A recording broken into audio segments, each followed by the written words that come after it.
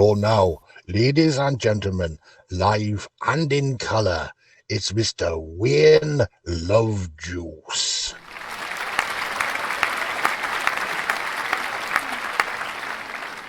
The other day our producer Louis had a chat with an interesting chappie who said that the YouTube algorithms really aren't that happy.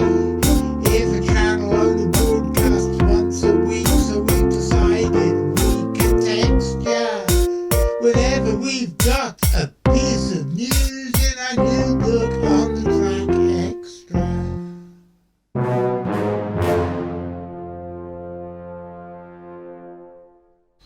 And now, ladies and gentlemen, we've got two old friends come to visit us in the studio today. It's Cara and it's Ralph the Monster. What are you here to do today, Cara and Ralph the Monster? So Ralph, what's coming up? Book review. Well, ladies and gentlemen, here we are once again with an episode of On the Track Extra.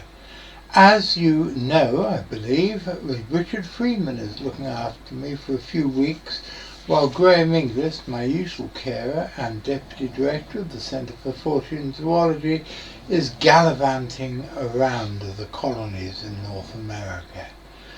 So, in his absence, Richard and I are having great fun. We're doing lots of videoing, doing lots of interviews and all sorts of other useful CFZ-ery. And as always happens when Richard and I are together, he goes up into the library and he chooses books with which to regale us. And he tells the story of the book and he reviews the book and then we discuss the book. But this week, it isn't one of the books in the CFZ library, it's a book he's just finished reading that I'm reading at the moment. So, Richie Poos, what is it?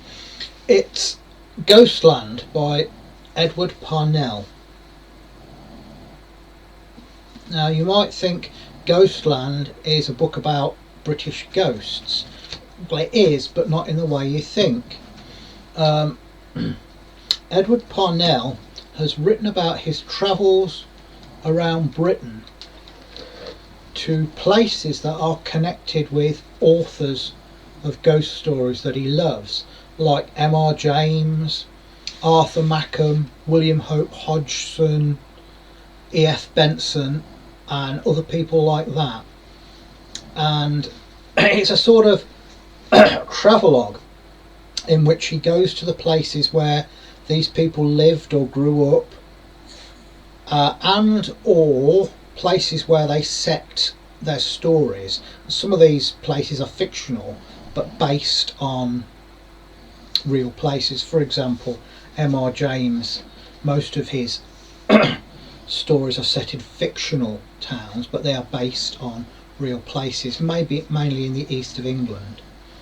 And another example is that he goes to what is now a private house but was once a hotel where William Hope Hodgson wrote House on the Borderlands, and he tells you about the lives of these people and what influenced them.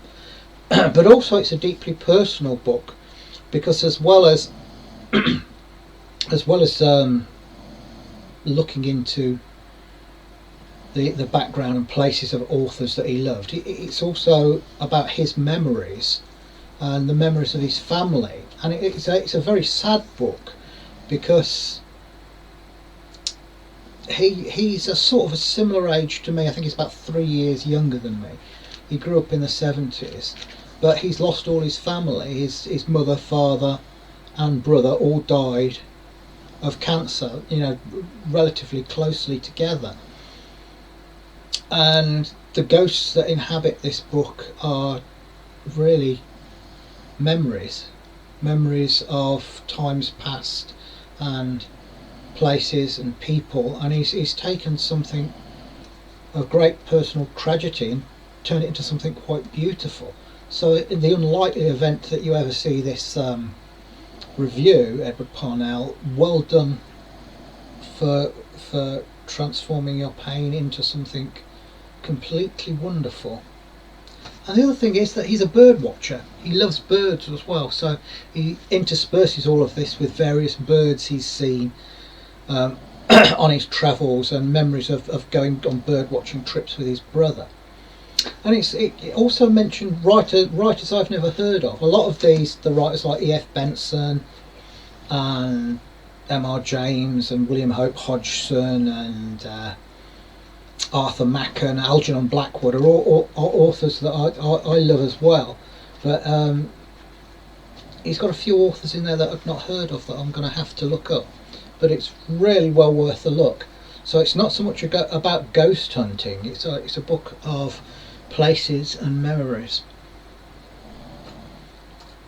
I'm actually reading it at the moment, and last night I stayed up far later than I should have done, reading the chapter about Lucy in Boston, who's an author I like very much indeed. And I learned so much about her, including, for example, despite what the BBC insinuated, that the TV version of The Children of Green Know wasn't actually filmed at Lucy in Boston's house. It was actually filmed somewhere else, using some of the items of furniture and the toys in the house as props. And I find it completely and utterly enthralling. Richard, you've not read Lucy in Boston, have you? No, I never have. And another author he mentions that I've never read is Susan Cooper. I've never read Susan Cooper either. I've never read Susan Cooper, but I was so impressed by the first half of what he wrote about her. I bought a copy last night of one of her books on Amazon. Alan Garner is another one he mentions. Now, I have read Elidor by Alan Garner, but I haven't read his other stuff, like The Moon of Gomrath and The Weird Stone of Brisangaman. What I would suggest you do with Alan Garner, read his book Thursbitch. It's an adult book, not a child book, and that's up in the library somewhere. It's very trippy.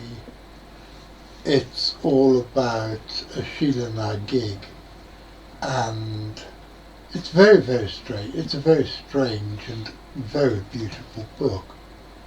So who else in there would you like to see this book rejuvenate, if you like, make more popular? Well, M.R. James is hugely popular, he always has been, but some of the others, William Hope Hodgson, he was an author of weird fiction who was around he was working before World War II. He was actually killed in World War II. He was blown to pieces by a German shell. But he was very popular, and he's sort of largely been forgotten now, except by a dedicated group of fans. He was a sailor originally, and he went around the world several times. He ran away from home, went around the world several times as a sailor, became one of Britain's first bodybuilders and martial artists because he was a small man, so he realised he had to be able to look after himself in the Navy, so he had a gym and learnt how to box and things like that. And he wrote a lot of maritime stories, weird stories of the sea, chief amongst which is A Voice in the Night, which is one of the weirdest and creepiest stories you'll ever read, about a man on a ship who hears a voice calling out to him for help, and it's a man in a rowing boat, and he asks the man on the ship not to bring the light towards him, but he needs some food for him and his wife, and he tells them the story of what's become of them when they were shipwrecked on this island.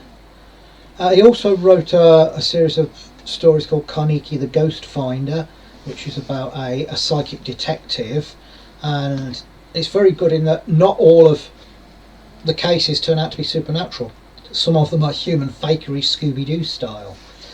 and it would make a great TV series. But he's certainly one I would like to see more popular. Arthur Machen, the Welsh writer Arthur Machen, who wrote weird tales, including ones like The Shining Pyramid, about a race of prehistoric subhumans surviving in the borders between Wales and England, who are the inspiration for fairy lore.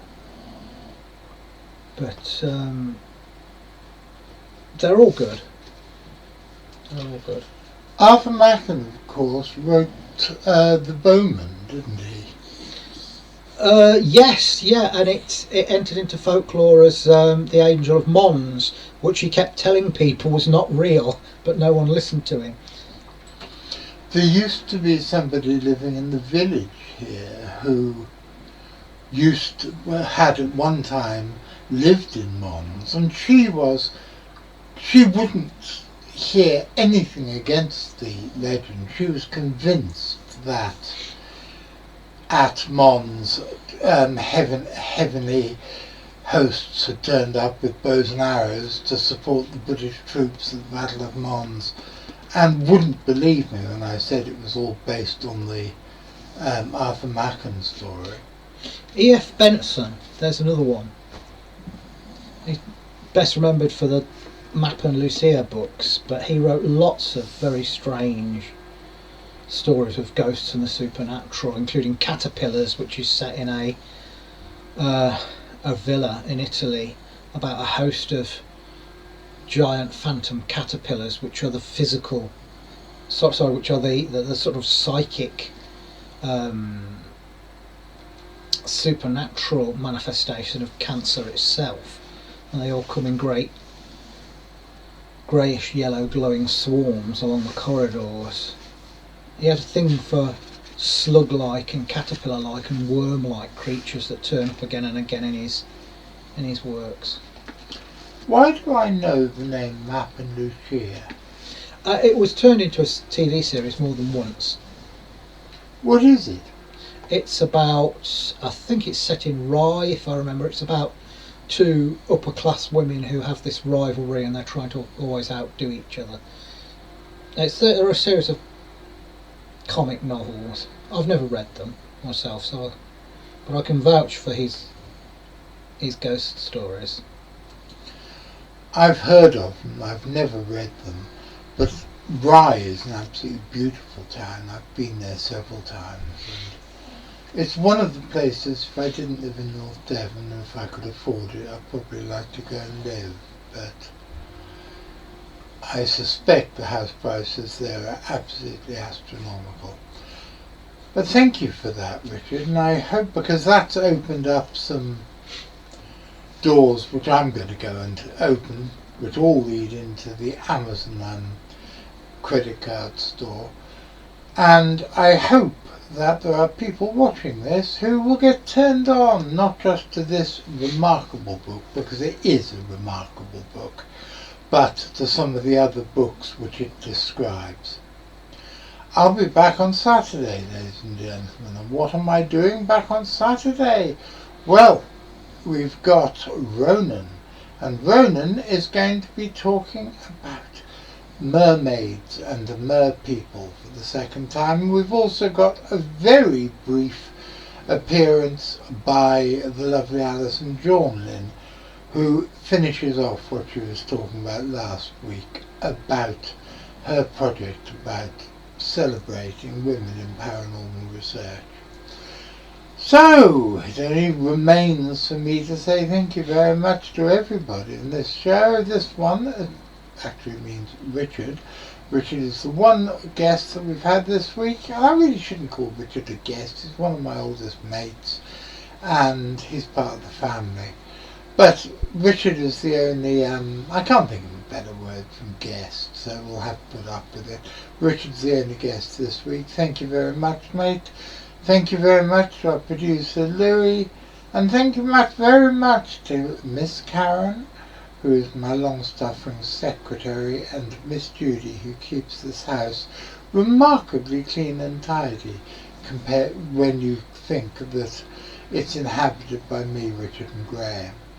So, I will see you on Saturday, and assuming that you guys are all there going to be watching, I will be... Are you ready, McCrinnan? I'll be seeing you.